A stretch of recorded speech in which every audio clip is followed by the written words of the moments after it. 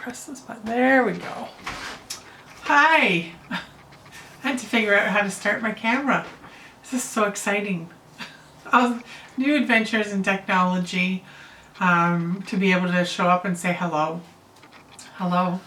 Today, I'm not really sure what I'm going to talk about because part of me is thinking, you know, after 17 years being a medical mom, maybe I should do a chronological kind of timeline about what it's like to be a medical mom. I do at some point want to talk about the development of mothers along the timeline of their child's disability and progression of life-limiting illness. I think that's an important piece.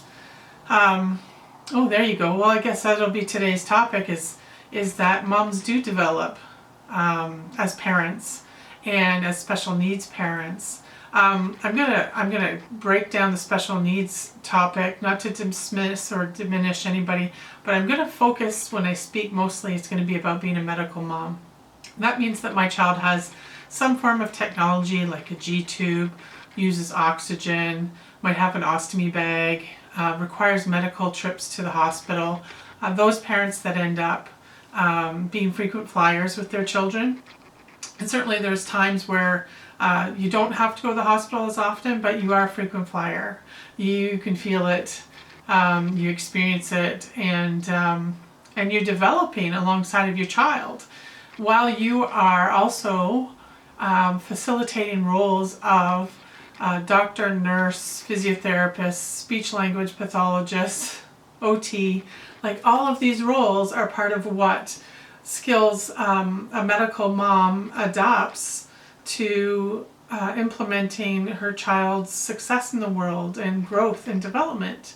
And all along the way, while everybody's attending to the child and to the development and the milestones and the, you know, seeing that everything's met, mom is in the background. Mom is carrying this whole ball along.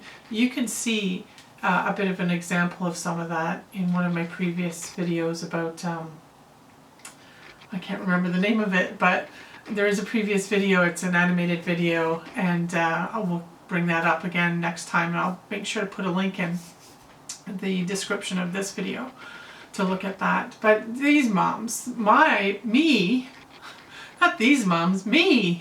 I spent so many years in development, and there was nobody to facilitate, support, nurture, train, encourage me along the way.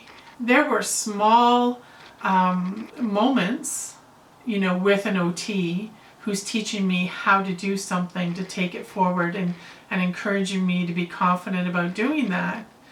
But nobody addressed my fears, my uncertainty, my value as a person and parent, my confidence as a person or parent to move forward with this huge task of parenting. And it's not just parenting, because you could have had neurotypical children before your child with medical issues or not, or they come after. But parenting this child who has to meet developmental milestones, who has to meet criteria to qualify for support, all along the way, the mom is carrying that whole ball in managing the entire care of that child in the hospital and in the community. And pretty much there is no service and there is no support for mom. It's all secondary. And I think that over time, again, over the span of development of a mom as a parent, that has a huge impact on how she's able to survive and thrive through her parenting experience. And just on the most simplest terms, by physical demand. I mean, we could also go into psychosocial and emotional and all other aspects of that person being, you know, a primary client. That doesn't exist. We go into the category of caregiver. We go into the category of sort of a background entity, recognized. We get lots of oh my goodness, you don't know how you do it, which does not help anything. But what I can tell you is, for those parents, for those moms that are developing alongside of your children, there are two things that I encourage. One would be have faith in those moments that you have with your child. Those moments that you have where the two of you have a bond, a connection, a giggle. These are the things that get you through.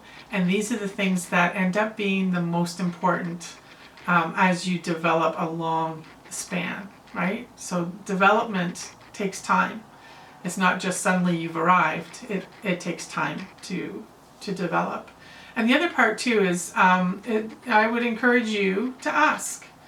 Ask for help. Ask people to step in, to hold a bag, to stand there while you go pee and watch your kid. I mean, I used to say to people, look, if he doesn't turn blue, we're great. So if he turns blue, yell for me. Like, I have to go pee. And I need somebody to watch him. Like, those are just some very practical things. And it gets into more, but I think my next video would be about asking and who to ask for help from when you're dealing with your team and community. All right, that's today's vlog number 2. We'll just see where this takes us. I encourage you there's a subscribe button for this channel, so when I do a video, you will get a notification that the videos are up, or just put it in your calendar to pop by monthly and scroll through the videos and find something that might be of interest to you in learning about how to be a connected partner between medical moms and their teams and community. Have a great day. Take care.